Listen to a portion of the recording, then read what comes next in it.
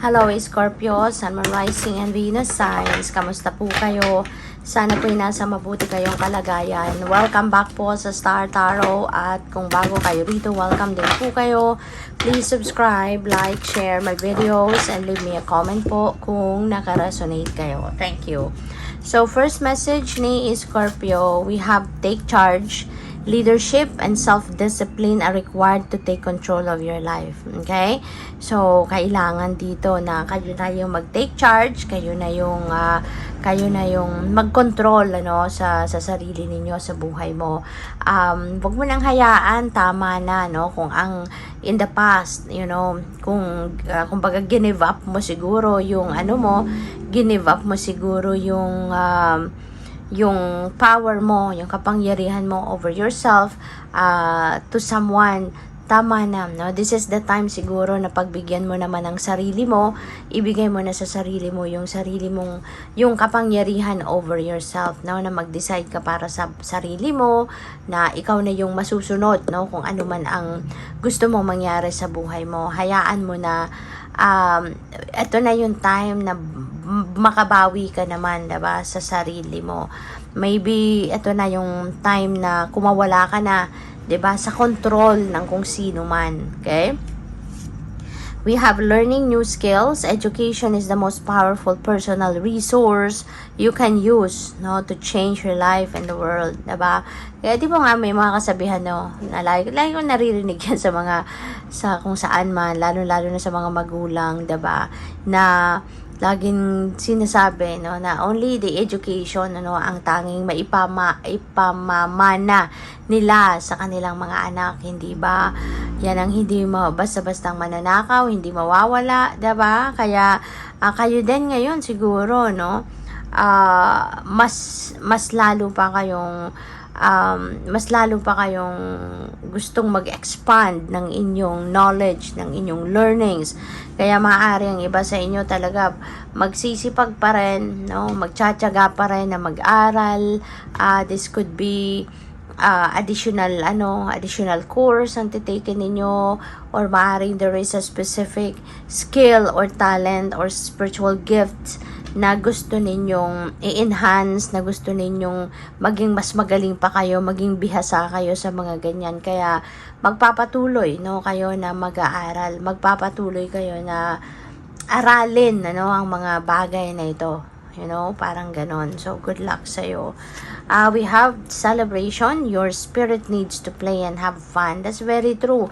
Kasi hindi naman pwede, no, na puro na lang tayo trabaho. 'Di ba? Kailangan natin ng balance eh. Always remember na we need balance in life.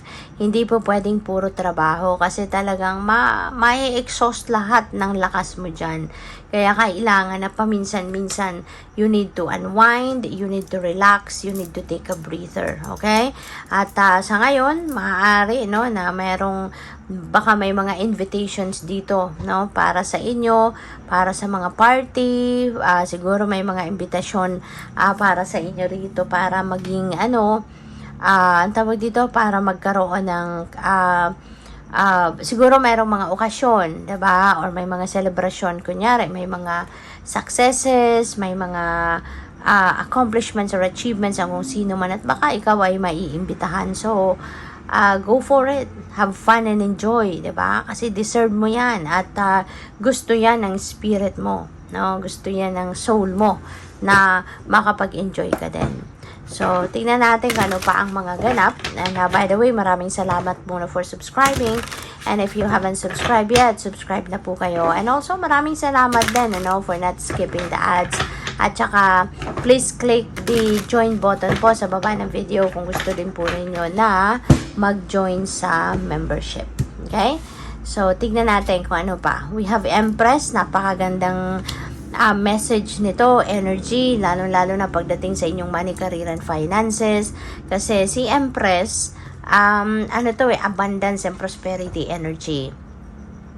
And also, creation energy ito. So, pwede na, magsisimula kayo, no, ng bagong ganap dito na related siguro sa inyong kaperahang aspeto. So, pwede magsisimula dito ng bagong trabaho ang iba sa inyo, bagong career, bagong business, mga ganyan, siguro mag-i-invest kayo sa bagong investment scheme. So, yung mga ganon, no, maaaring you're going to create something na pagkakakitaan ninyo. Pwedeng additional na lang ito or pwedeng totally bago, no, para sa inyo. So, pwedeng ganon. This is also a mother archetype, si Empress, no? Kung nakikita ninyo, meron din baby dito. So, possible na meron nagbubuntis, no? Pwedeng buntis kayo or yung person ninyo, or kung hindi man, someone na close to your heart, no? Ang pwedeng nagbubuntis sa ngayon. So, good luck and congrats. We have 8 of Cups. 8 of Cups is departure energy, no? So, pwedeng meron kayong iiwanan something, no, na hindi na to yung gusto ninyo, no? Kasi natural yun eh. Everything evolves, everything changes naman, 'di ba? Wala namang permanente sa mundo. Kaya pwedeng yung mga gusto ninyo sa ngayon nag-evolve na din. At kung ano man yung dati ninyong ginagawa, ano man ang dating mundong ginagalawa ninyo, maaaring ramdam ninyo sa ngayon na you need to change, no? You need to create some change, no? At baka kaya gusto ninyong iwanan na yan, gusto niyo ng talikuran na yan. So, it could be anything. Pwedeng trabaho yan, pwedeng relationship, 'di ba? Pwedeng pamilya, no? So, depende sa inyong sitwasyon. But you are seeking for a deeper meaning in life, no? Kaya gusto ninyong baguhin, no, ang path na tinatahak ninyo. Gusto ninyo, you want to tread towards a different path in your life na sa ngayon, no? Something na siguro mas sa tingin ninyo doon na kayo magiging masaya, doon kayo magiging fulfilled. Kasi dati dito sa kung ano man itong bagay na to na pinagkakaabalahan ninyo, siguro naging fulfilled din kayo dito, kaya nga nagtagal din kayo dyan, naging masaya din kayo. Pero yun nga, nagbabago tayo eh, nagbabago yung mga gusto natin, nagbabago yung isip natin. Kaya maaaring ganun na ang naging sitwasyon ninyo sa ngayon. That's why you are living, no, kung ano man ito, whether trabaho, relationship, or whatever, no? Kasi iba na yung gusto ninyo sa ngayon. So we have the High Priestess. Ayan. So High Priestess is about intuition, no? This is a reminder para sa inyo na makinig kayo lagi at sumunod kayo sa gabay ng inyong intuition, because that's divine guidance. So, pwede rin, na lahat ng ito, ng mga pagbabago sa buhay mo, lahat ng ito, ng mga blessings na paparating sa iyo, ano yan? Divinely orchestrated yan, no? And order for you to be in sync with the divine's plan.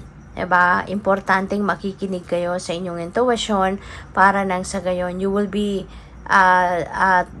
treading towards the right path talaga kung saan kayo gustong dalhin ng divine universe. Okay? So, good luck. Thank you for watching Love and Light. Namaste.